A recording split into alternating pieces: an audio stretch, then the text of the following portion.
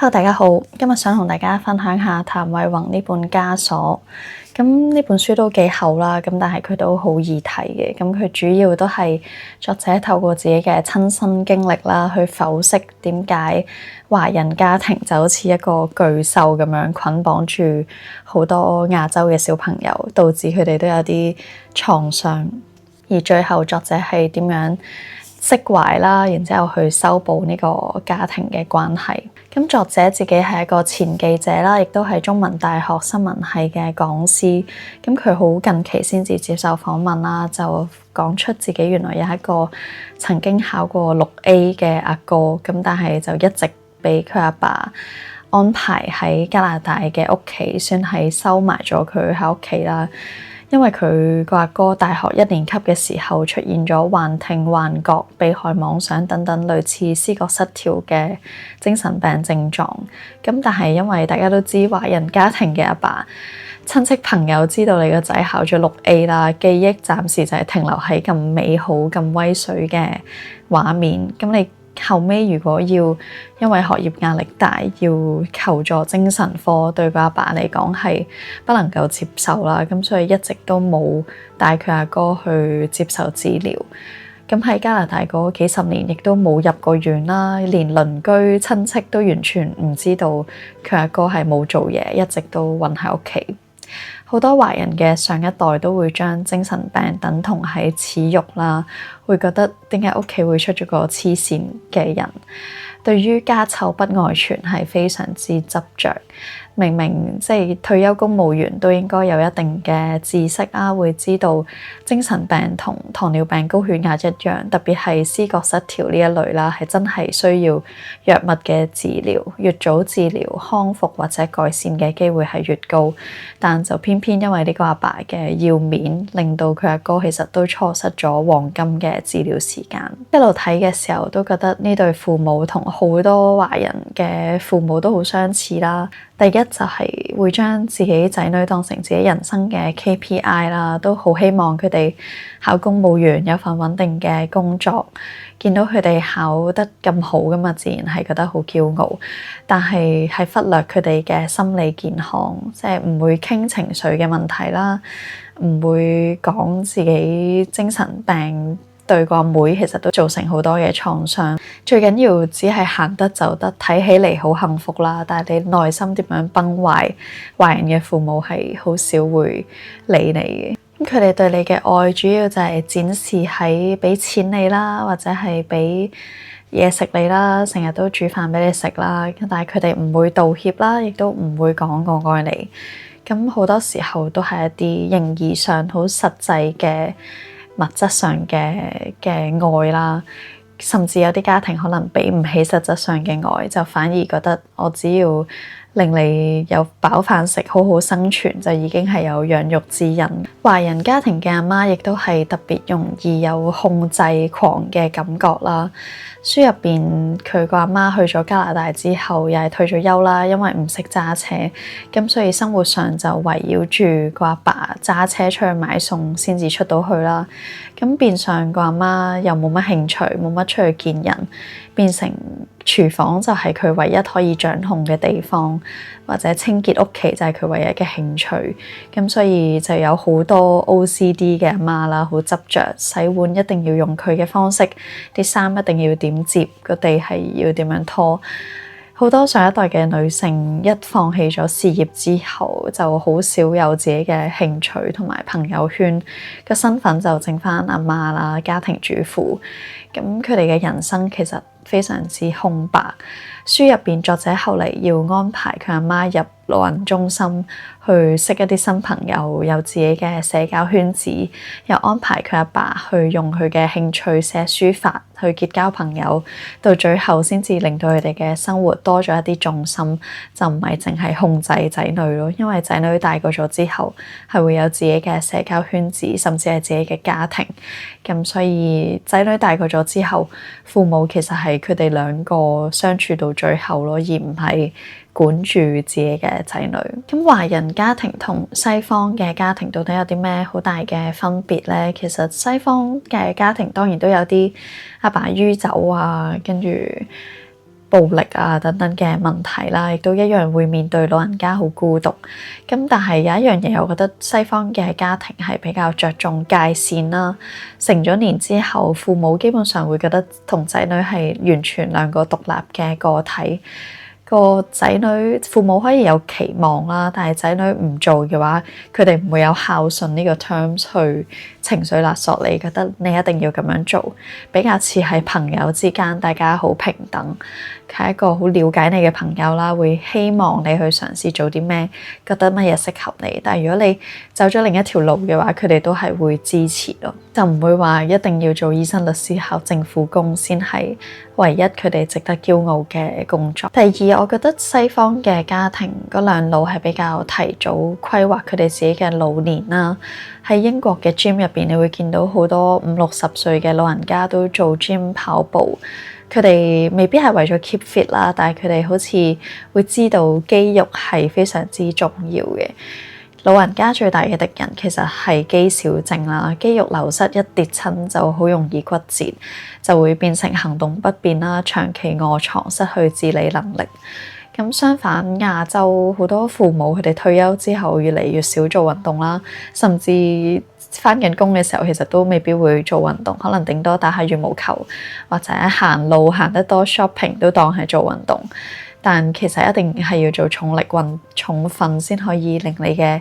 肌肉去維持啦。咁所以我覺得亞洲嘅嗰一代嘅人係比較少健身嘅概念。但其實如果你有足夠嘅肌肉唔好跌親嘅話，加上你飲食有一定嘅節制，咁就唔會老年嘅時候失去自理能力，造成仔女嘅更加多嘅負擔。第三，華人家庭嘅父母非常之抗拒入老人院啦，甚至係抗拒請工人，即係會覺得多咗個陌生人喺屋企，咁照顧父母嘅職責就落咗喺仔女嘅身上。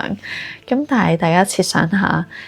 通常父母60-70歲嘅時候，個仔女就係可能30-40歲啦，正正係事業發展可能壯年最忙嘅時候。咁如果老人家一個唔覺意跌親，要長期臥床，生活上要人自理，要幫佢沖涼，要幫佢煮飯嘅話，咁其實個仔女邊有時間去做呢件事呢？照顧者其實最後都好易會崩潰啦。咁所以西方嚟講，我覺得佢哋唔會靠個仔女去照顧自己嘅老年啦。佢哋嘅社會有一定嘅福利制度照顧老人家，佢哋自己亦都盡量唔希望去依賴子女。仔女亦都因為冇孝順呢樣嘢勒索住，冇啲親朋戚友覺得你一定要負責，即係手把手咁樣照顧你嘅父母。咁我覺得社會上嘅壓力都係比較少。咁好似台灣咁，好似照顧父母仲係寫喺法律入邊啦。咁我覺得呢樣嘢都係導致華人家庭嘅小朋友其實係承受住好大嘅壓力咯。咁書入邊亦都有咁啱係講到佢哋喺最多香港人移民嘅時候，作者就選擇由加拿大回流返香港啦。咁但係佢阿爸其實期間都有掙扎過，甚至講過死都要死喺加拿大。咁呢句説話背後其實都係另一種要面啦。好多華人覺得回流就等於失敗，而家都有好多即係大家睇死啲人喺英國生存唔到回流，咁就會係落佢哋恥笑佢哋啦。但其實人生係自己過，係唔需要向其他人證明。過分在乎其他人嘅目光，其實係真係好無謂，因為冇人會代你痛啦。你生活上唔開心嘅時候，冇人會幫你交水電煤，冇人會幫你承受冬天落雨好凍嘅時間。咁人生係自己嘅，咁但係華人嘅家庭可能就會好在乎啲親朋戚友嘅目光啦。可能香港更加係好細好密集嘅城市，咁所以大家消息流通又比較快啦，咁所以就特別在乎其他人嘅目光，咁導致到成個家庭壓力越嚟越大啦。會覺得係咪就算冇朋友冇支援，醫療資源咁唔方便，如果唔回流嘅話，其實作者基本上係好難照顧佢哋3個人。人生唔係一場比賽啦，我哋只需要揾到適合自己嘅生活方式就足夠，唔應該因為面子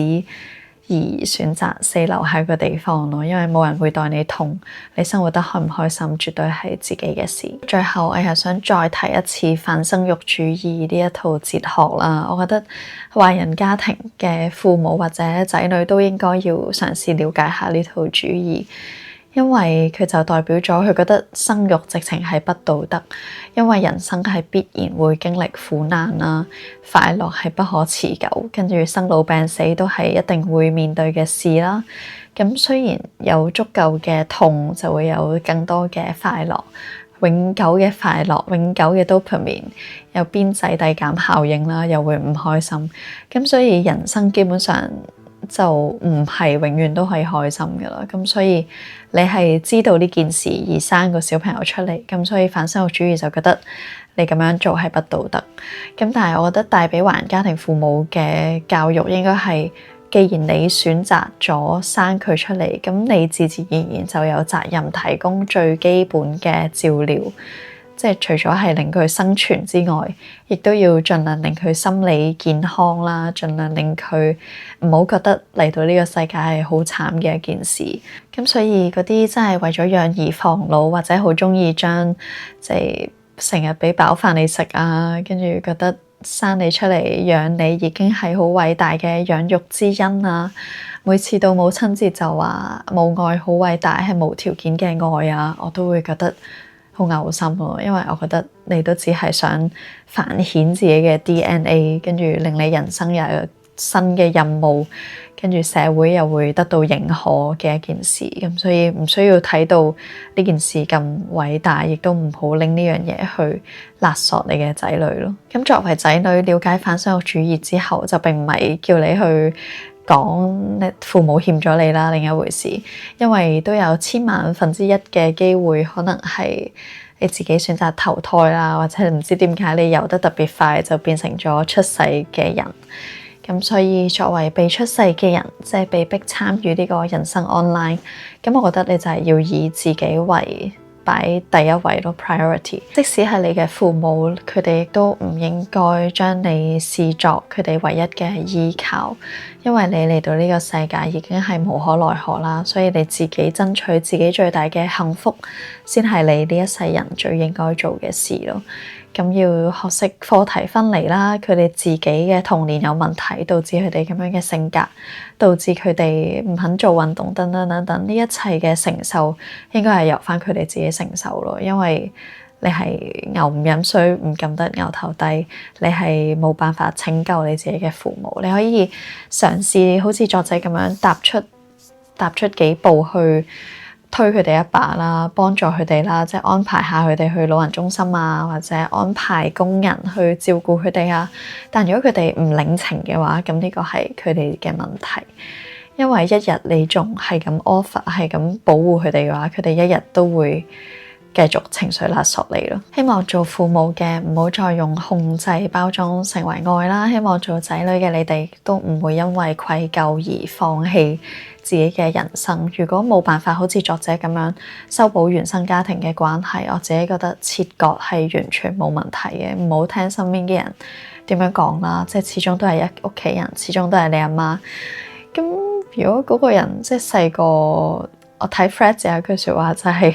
我哋得到嘅童年就係父母得到嘅老年咯，即係你童年點樣對我，你嘅老年我都會點樣對你。咁我覺得呢樣嘢係先係比較公平。係啦，今條片就嚟到呢度，唔知道大家嘅家庭開唔開心啦，唔知道大家覺得華人父母係咪都係充滿住呢一啲嘅問題？歡迎留言同我討論下啦，我哋下條片再見，拜拜。